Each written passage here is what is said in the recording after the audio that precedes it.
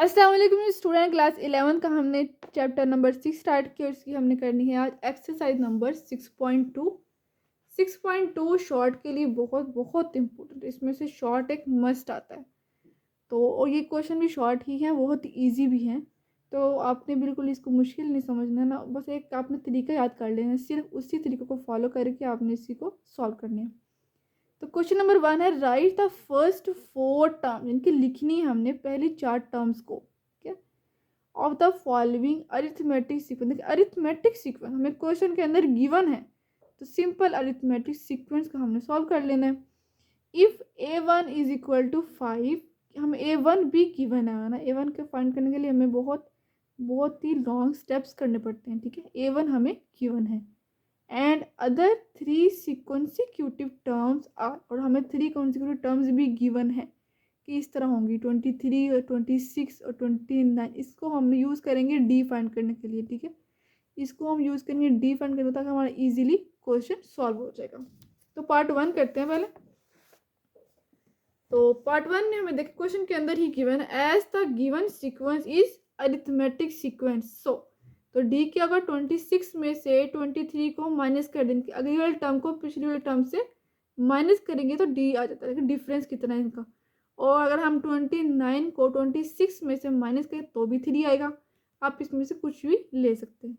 अगर हम 26 को 23 में से माइनस कर देंगे तो क्या आ जाएगा, डी की वैल्यू क्या आ जाएगी, 3 आ जाएगा। और a1 तो हमें ऑलरेडी गिवन है। नेक्स्ट अब हमने a2 a3 a4 4 terms find करनी है ना। a1 तो हमें गिवन, अब a2 फाइंड करना है। a2 फाइंड करना बहुत ईजी है, अगर हमें a1 गिवन होगा तो a2 is equal to a1 में आपने d को ऐड कर देना है, सिंपल, बहुत ईजी है। a1 लिखा हमने, a1 की वैल्यू 5 लिख दी, फिर प्लस d की वैल्यू यहाँ पे 3 लिख दी, तो 5 में 3 को ऐड करेंगे 8 आ जाएगा। तो a2 की वैल्यू क्या आ गया, 8 आ गया। अब इसी तरह हमने next third term a3 find करेंगे। a3 के लिए हम a2 यूज़ करेंगे, ठीक है, a1 यूज़ नहीं करेंगे। a3 में हम a2 प्लस टी कर देंगे, बस a1 की जगह पर a2 आ जाए। और a2 की वैल्यू हमने सॉल्व किया अभी 8 आई थी, तो 8 यहाँ पर पुट कर देंगे। 3 हमारा आता रहेगा वैसे, 8 प्लस 3 इज इक्वल टू यहाँ पे कितना आ जाएगा, 11 हो जाएगा। नेक्स्ट हमने a4 4 टर्म फाइंड करनी है, तो a4 क्या आ जाएगा, a4 के लिए हम a3 को यूज़ कर लेंगे, a3 प्लस डी। a3 की वैल्यू 11 है, 11 प्लस 3 तो यहाँ जाएगा 14। तो हमारे पास जो सीक्वेंस बन गई है 4 टर्म्स के कौन कौन सी है, फर्स्ट है 5 जो कि हमें गिवन थी a1, और ये a2 है क्योंकि 8 और a3 11 और a4 14 100, ठीक है, ये इसका आंसर आ गया। नेक्स्ट पार्ट नंबर 2 है। तो पार्ट नंबर 2 में हमें जो गिवन है वो a1 गिवन नहीं है, तो a5 गिवन है। a5 है 17 एंड a9, इनके 9th टर्म हमें गिवन है 37। तो S a5 is equal to 17, और a5 को हम कैसे लिख सकते हैं, ये भी आपको लिखना है, कोई भी आपको टर्म लिखनी आनी चाहिए। इस तरह a5 a6 a7 किस तरह हम इसको लिख सकते हैं, बहुत ईजी है। देखिए a1 आपने लिखना है सबसे पहले स्टार्ट पे, a1 में आपने ऐड करना है उसको कि 5 में से 1 को माइनस कर, 5 से 1 कम कर देना है और उसको d से मल्टीप्लाई कर देना है। इनके a1 प्लस यहाँ पे 5 है ना, तो यहाँ पे 4d आ जाएगा, बस इतनी सी बात। a1 plus 4d is equal to ये 17 का 17। इसको हमने क्वेश्चन नंबर 1। दूसरी चीज़ हमें क्या गिवन है, a9 इज इक्वल टू 37, तो हम ये लिखेंगे। इसको हम क्या कर देंगे, a1 तो लिखना ही लिखना है, a1 प्लस 9 में से 1 कम कर दे तो 8 आ जाएगा। a1 plus 8d is equal to ये वाला 37। इसको हमने क्वेश्चन नंबर 1 का नेम दिया, इसको हमने क्वेश्चन नंबर 2 का नेम, इन दोनों को सब्ट्रैक्ट करें तभी तो ये माइनस हो जाएगा ना, कैंसिल हो जाएगा a1, तो d आ जाएगा वहाँ पर सिर्फ। फिर हम a1 की वैल्यू भी इजीली फाइंड कर लेंगे। तो हम क्या करेंगे, इन दोनों को सब्ट्रैक्ट कर देंगे, इन दोनों को माइनस कर देंगे इक्वेशंस को। तो देखिए हमने a1 plus 4d is equal to 17 question number 1 लिखा, और यहाँ पर माइनस कर दिया a1 plus 8d is equal to 37, plus था तो माइनस हो, क्योंकि हमने सब्ट्रैक्ट किया तो माइनस का साइन लग जाएगा और ये भी माइनस हो जाएगा। a1 से कैंसिल हो गया, 8 में से 4 को माइनस कर देंगे, अब ये प्लस तो नहीं रहा ना, अब ये माइनस में कन्वर्ट होगा, तो प्लस माइनस माइनस कर देंगे। और यहाँ पर जो बड़ी वैल्यू 8 है ना, 8 में से 4 को माइनस करेंगे तो यहाँ पे माइनस आ जाएगा, क्योंकि बड़ी वैल्यू के साथ माइनस है, तो minus 4d is equal to, और 37 में से 17 को माइनस करेंगे तो 20 आता है, और साइन बड़ी वैल्यू का -20। अब ये माइनस माइनस से कैंसिल, तो ये 4 यहाँ मल्टीप्लाई हो रहा है इक्वल के इस तरफ आकर डिवाइड हो जाएगा, तो 4 5 ज़ा 20। तो इसकी जो वैल्यू आएगी, इसका डी का जो आंसर आएगा वो क्या आएगा 5। ठीक है, इसको नेक्स्ट कर लेते हैं। जब हमारे पास डी की वैल्यू आ जाएगी तो हम इसको इक्वेशन नंबर 1 में पुट कर देंगे। ठीक है, डी की वैल्यू आ गई ना 5, ये 4 5 ज़ा 20 हो जाएगा। तो डी की वैल्यू आ जाएगी 5, तो 5 वैल्यू को अपने इक्वेशन नंबर 1 में पुट कर दें। जहाँ पे डी लिखा होगा ना वहाँ पे देखिए इक्वेशन नंबर 1 मैंने लिख दिया, a1 + 4d = 17। यहाँ पर डी की जगह पर 5 पुट कर देना है, बाकी एज इट इज़ a1 + 4 और यहाँ पे 5 पुट किया = 70। a1 प्लस, अब यहाँ पर देखिए 4 5 ज़ा 20 = 17। ये 20 इधर आकर माइनस हो जाएगा 17 के साथ, तो -3 आ जाएगा। 17 - 20 कितना होता है -3। a1 की वैल्यू आ चुकी है। अब हमने जिस तरह हमने फर्स्ट पार्ट में किया था ना वही, अगर हमें a1 गिवन था तो फिर हमारा इजीली हो, लेकिन यहाँ पे a1 हमने सॉल्व किया। a1 हमें लाजमी चाहिए ताकि हम सीक्वेंस जो हमने टर्म्स फाइंड करनी होती है नेक्स्ट 4 टर्म्स। a1 तो आ गया, अब a2 फाइंड करना है। a2 में हम क्या करते हैं a1 + d कर देते हैं। ठीक है, a1 + d, a1 की वैल्यू कितनी थी -3 प्लस, और d की वैल्यू अभी हमने सॉल्व की थी, d की वैल्यू कितनी थी 5 थी। ठीक है, वो हमने यहाँ पुट कर देंगे = यहाँ पर कितना आ जाएगा 5 में 3 को माइनस करेंगे तो 2 आ जाएगा। इसी तरह थर्ड टर्म a3 क्या होगा, a2 + d होता है ना, a2 + d, तो a2 की वैल्यू यहाँ पर 2 आई थी, वो यहाँ पुट कर देंगे प्लस, और d की वैल्यू 5 है = 7 आ जाएगा। 5 में 2 ऐड करेंगे 7। नेक्स्ट है 4a4 = a3 + d, क्योंकि a4 में हम a3 यूज़ करेंगे। a3 की वैल्यू 7 आई थी, 7 पुट किया प्लस, और d की वैल्यू 5 है, 7 में 5 ऐड करेंगे 12 आ जाएगा। तो इसका जो टर्म्स बनी वो है -3 क्योंकि a1, फिर 2, फिर 7, फिर 12। सो नेक्स्ट है पार्ट नंबर 3। पार्ट नंबर 3 में हमें गिवन है 3a7 = 7a4 एंड a10 = 33। तो 3a7 को पहले हम इसको कैसे लिख सकते हैं वो हम करेंगे। तो 3 जो है 3 इंटू यहाँ पे a7 को हम कैसे लिख सकते हैं, a1 लाजमी लिखना है आपने। a1 हमने क्या ऐड करना है, 7 में से एक कम कर दें, a1 + 6d आ जाएगा, ब्रैकेट क्लोज कर देंगे = 7, और a4 को हम लिखेंगे a1 + 3d। ठीक है, a1 + 3d में a1 गिवन नहीं है इसीलिए हम ये कर रहे हैं। a1 को हम सॉल्व करने के लिए इक्वेशंस बनाएंगे, फिर इसको सब्ट्रैक्ट करेंगे तो हमारा इजीली क्वेश्चन सॉल्व हो जाएगा। 7 लिखा और a1 + 3d, अब इसको अंदर मल्टीप्लाई कर देंगे। यहाँ पर 3 करेंगे, 3a1 + 3 6 और 18d = यहाँ पे 7 को मल्टीप्लाई करेंगे अंदर, 7a1 + 7 3 ज़ा 21d। तो यहाँ पर देखिए a1 को हम एक तरफ कर देते हैं, और यहाँ पे जो d वाली वैल्यू है सबको एक तरफ कर लेंगे ताकि हमारा इजी सॉल्व हो जाए। तो यहाँ पर देखिए हम इसको लिख लेते हैं पहले, और इसको दला कर माइनस प्लस कर देते हैं। ठीक है, यहाँ पर देखिए हम 7a1 और ये इधर आकर -3a1 हो जाएगा। ठीक है, और प्लस 21d, और ये भी इधर आकर माइनस हो जाएगा।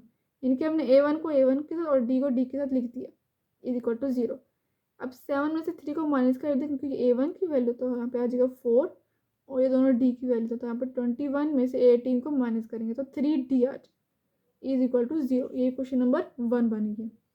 और नेक्स्ट हमें जो गिवन है वो है a10 = 33। a10 को हम लिख सकते हैं a1 + 90, क्योंकि 10 में से माइनस करेंगे तो 9 ही आ जाएगा ना। a1 + 90 = 33। तो इसको भी कर लेंगे हम, इसको बहुत ही 90 है तो हम इसको करेंगे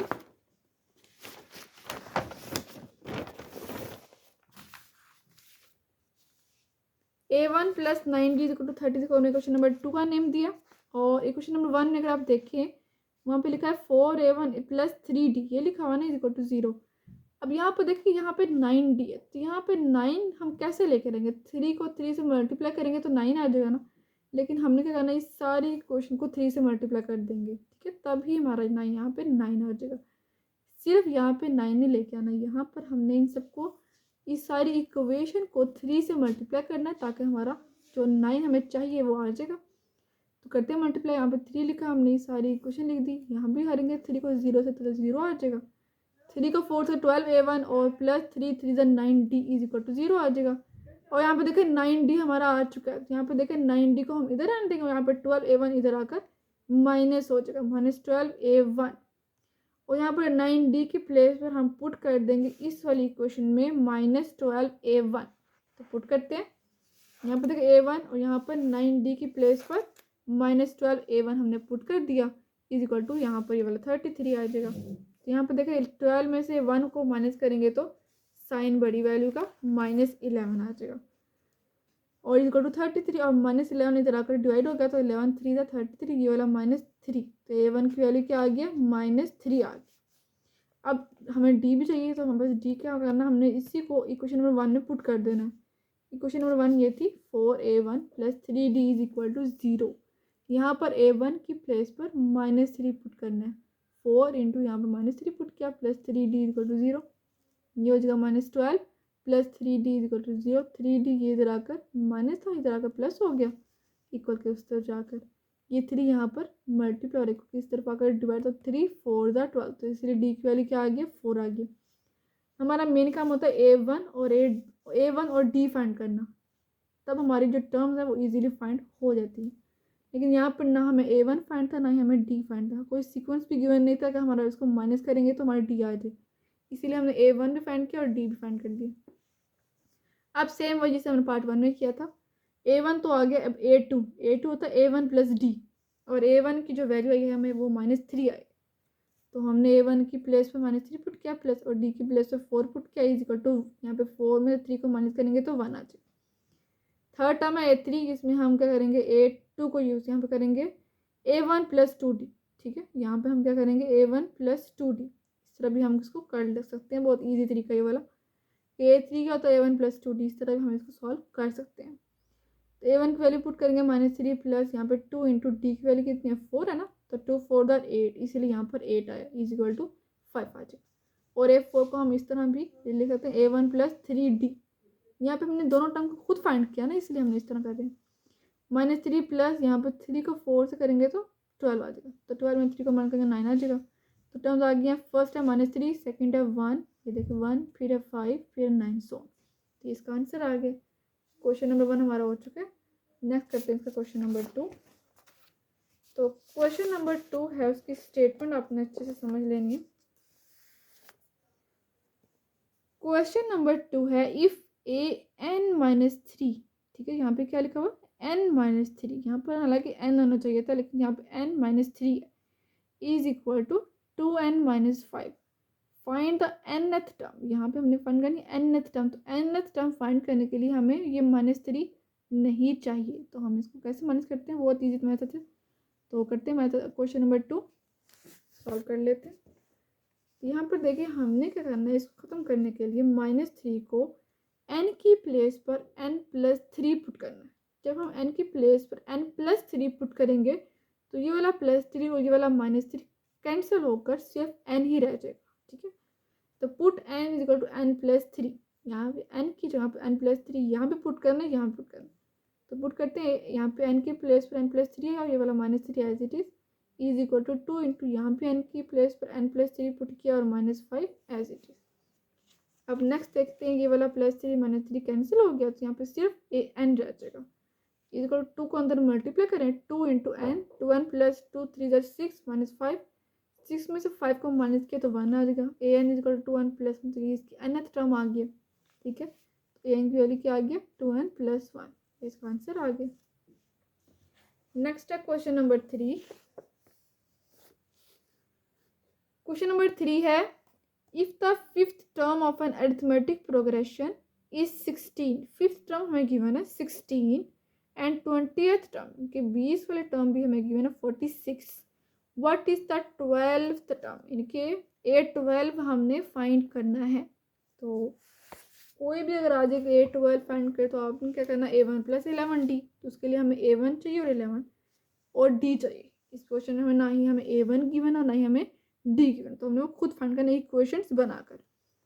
फर्स्ट हमें गिवन है A5 इज इक्वल टू 16, जो हमें क्वेश्चन के अंदर गिवन है कि फिफ्थ टर्म जो है वो 16 है, तो हम इसको लिख कैसे सकते हैं, A1 + 4D, 5 में से 1 माइनस कर देंगे तो 4D आ जाएगा इज इक्वल टू 16, ये बन गई क्वेश्चन नंबर 1। नेक्स्ट गिवन है A20, 46 गिवन है, तो A20 का मतलब होता है A1 + 19D is equal to 46, ये बन गई क्वेश्चन नंबर 2। अब इन दोनों को माइनस कर देंगे, सब्ट्रैक्ट कर देंगे। तो हम बड़ी वैल्यू पहले रखा, हमारा माइनस वाला नाम मसला हो। A1 plus 19t is equal to 46, हमने लिख दी फर्स्ट पे, और सेकंड पे लिख दिए जो फर्स्ट वाली equation A1 plus 4d is equal to 16। अब इन दोनों को माइनस कर देंगे, माइनस वाला साइन सारा चेंज हो जाएगा, तो यहाँ पे कैंसिल। 19 में से 4 माइनस करेंगे तो 15, 46 में 16 माइनस करेंगे तो 30 आ जाएगा, और 15 यहाँ पे आकर डिवाइड हो जाएगा, और 15 टू ज़ा 30, तो डी की वैल्यू आ गई 2। हमें A1 की वैल्यू चाहिए, तो हम इक्वेशन नंबर 1 में पुट कर देंगे, तो हमारी जो इक्वेशन A1 की वैल्यू आ जाएगी। और फिर हम उसके अंदर जो 12th टर्म हमने फाइंड करनी है ना, तो उसमें हम जो यूज़ करेंगे ना A1 प्लस 11d, तो वहाँ पे हम इजीली फाइंड कर लेंगे। अभी देखें डी की वैल्यू हम इक्वेशन नंबर 1 में हम पुट कर देंगे डी की वैल्यू, ठीक है, ये वैल्यू आई थी ना डी की वैल्यू। क्वेश्चन नंबर 1 में जहाँ पे डी लिखा हुआ हम पुट कर दें 2, A1 प्लस 4 इंटू यहाँ पे डी की वैल्यू 2 पुट किया is equal to 16, 4 twos are 8, A1 plus 8 is equal to 16। 16 में से 8 को यहाँ पे इधर आकर माइनस हो जाएगा ना, तो 8 आ जाएगा। A1 की वैल्यू आ गई 8, और डी की वैल्यू भी हमारे आ चुकी है 2। अब हम जो सॉल्व करना था A12 टर्म फाइंड करनी थी ना, तो A12 को हम लिख सकते हैं A1 प्लस 11d। यहाँ पे A1 की वैल्यू 8 है वो पुट कर देनी है, प्लस 11, और डी की वैल्यू 2 है वो पुट कर देनी है। 11 टू था 22, और 22 में 8 ऐड करेंगे तो 30 आ जाएगा। तो ये आ गया इसका आंसर A12, क्योंकि 12th टर्म फाइंड करनी थी ना, तो इसका आंसर आ गया। नेक्स्ट करते हैं क्वेश्चन नंबर 4। क्वेश्चन नंबर 4 है हमारे पास, फाइंड द 13th टर्म, कि 13वीं टर्म हमने फाइंड करनी। सीक्वेंस हमें गिवन है x into 1 into 2 minus x into 3 minus 2x। 13th term हमने फाइंड करनी है, करते हैं फाइंड। देखिए हमें ये गिवन है, हमें सीक्वेंस ऑलरेडी गिवन, तो हमारा इजीली हमें यहाँ पे A1 भी गिवन है, D भी गिवन है, आपकी समझ लें। क्योंकि A1 तो होता है ना फर्स्ट वाला, फर्स्ट, ठीक है, उनको हम A1 कहते हैं। फर्स्ट नंबर पे जो नंबर होता है ना उसको हम A1 कहते हैं। और डी हमें फाइंड ऑफ नेक्स्ट टर्म में से एक टर्म को मान, यहाँ पे देखिए 1 को हम अगली टर्म को पिछली टर्म से माइनस कर देना, से डी कहते हैं। तो यहाँ पे देखिए 1, इसको हम करेंगे माइनस एक्स, तो ये 1 माइनस एक्स हो जाएगा। तो यहाँ पे सिंपल आपने A13 फाइंड करना है, तो यहाँ पे क्या होता है इसका फार्मूला, A1 प्लस 13 में से 1 को माइनस कर दें, 13 में से 1 कम कर दें, A1 प्लस 12d। A1 की वैल्यू x है और d की वैल्यू 1 माइनस एक्स है, तो यहाँ पुट कर देंगे। A1 की वैल्यू यहाँ पे x है, प्लस 12 इंटू यहाँ पे d की वैल्यू कितनी है 1 माइनस एक्स। तो 12 को अगर हम अंदर मल्टीप्लाई करेंगे ना, तो 12 1 12 माइनस 12x है 12x। तो यहाँ पे देखिए 12 और ये देखिए 12x और ये x है, क्योंकि 1 है। 12 में से 1 को माइनस करेंगे तो माइनस 11, क्योंकि बड़ी वैल्यू माइनस है ना, तो माइनस 11 आ जाएगी। ये 12 माइनस 11x, ये इसके 13th टर्म आ गया 12 माइनस 11x। नेक्स्ट करते हैं इसका क्वेश्चन नंबर 5। तो क्वेश्चन नंबर 5 की स्टेटमेंट है हमारे पास, फाइंड द 18th टर्म, की 18वीं टर्म हमने फाइंड करनी है अरिथमेटिक प्रोग्रेशन की। If it's 6th term is 19, 6th term हमें गिवन है, A6 हमें गिवन है 19, एंड 9th टर्म, और A9 भी हमें गिवन है 31। हमने फाइंड करनी 18th टर्म। करते हैं इसको सॉल्व। हमें जो गिवन है हम उसको यूज़ करके एक क्वेश्चन बनाएंगे, और D की वैल्यू और A1 की वैल्यू को हमने सॉल्व करना है, खुद फाइंड करना है। तो गिवन हमें A6 is equal to 9, A6 को हम लिखेंगे A1 प्लस 5d। 6 में से कम कर देंगे ना, 5d इज इक्वल टू ये वाला 19। अब A1 ये तो इक्वेशन नंबर 1 का, इसको हम इक्वेशन नंबर 1 का नेम दे देते हैं, ठीक है। And A9 is equal to 31, A9 को हम लिखेंगे A1 plus 8d is equal to 31। अब इन दोनों इक्वेशन को माइनस कर देंगे, पहले हम बड़ी वाली लिखेंगे फिर छोटी वाली लिखेंगे।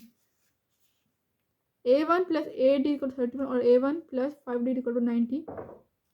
माइनस कर दिया हमने, 8 में से 5 को माइनस करेंगे तो 3d, और 31 में से 19 को माइनस करेंगे तो 12। ये 3 जलाकर डिवाइड हो जाता है, 3 4 12।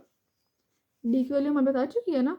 अब इसी डी वाली वैल्यू को क्वेश्चन नंबर 1 में, कि फर्स्ट हमने बनाई थी ना इसमें 19 वाले में, इसको हमने यहाँ पे पुट कर देनी है डी की प्लेस पर 4। तो क्या है A1 plus 5t is equal to 19 है ना, a1 प्लस 5 और d की value 4 is equal to 19, a1 plus 20 is equal to 19 और 20 इधर आकर माइनस हो गया और हो जाएगा -1, 19 माइनस 20 करें तो -1 आता है, a1 की वैल्यू भी आ गई और d की वैल्यू भी आ गया। अपने जो फाइंड करने 18th टर्म, a18 को हम लिख सकते हैं a1 प्लस 17, क्योंकि 18 में से एक कम कर देंगे ना, a1 प्लस 17d, a1 की वैल्यू पुट किया -1 प्लस 17 और d की वैल्यू पुट किया 4, 17 को 4 से मल्टीप्लाई और 68 और 68 में से 1 को माइनस करेंगे तो 67, इसका आंसर आ गया क्वेश्चन नंबर 5।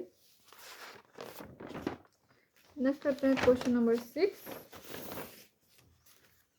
क्वेश्चन नंबर 6 है हमारे पास, ये थोड़ा डिफरेंट है, क्वेश्चन नंबर 5 तक सब एक जैसे हैं, लेकिन क्वेश्चन नंबर 6 से आगे जितने भी क्वेश्चन वो थोड़ा डिफरेंट क्वेश्चन। क्वेश्चन नंबर 6 है विच टर्म, इनके विच टर्म का मतलब होता है हमने n फाइंड करना है, of the arithmetic progression 5 into comma 2 into -1 is so on is -85, इनके ए एन भी हमें गिवन है, ए एन हमें गिवन है 85 -85, और यहाँ पर देखिए हमें सिर्फ n फाइंड करना है, इन क्वेश्चन थोड़ा डिफरेंट होते हैं, ठीक है। तो यहाँ पर देखिए हमें गिवन सीक्वेंस हमें गिवन है, तो वो सीक्वेंस है 5 2 -1 सो, इसमें हमें a1 भी गिवन है d भी गिवन है, ऐसे कोई क्वेश्चन जिसमें a1 भी गिवन हो और d भी गिवन हो और हमने टर्म फाइंड करनी है, मतलब टर्म का मतलब होता है n फाइंड करना है, स्मॉल n, तो उसके लिए हमें एक फार्मूला आपने याद कर लेना, तो आपके सारे क्वेश्चन सॉल्व हो जाएंगे। इस तरह का कोई क्वेश्चन आएगा तो आप इस तरह इजीली सॉल्व करेंगे।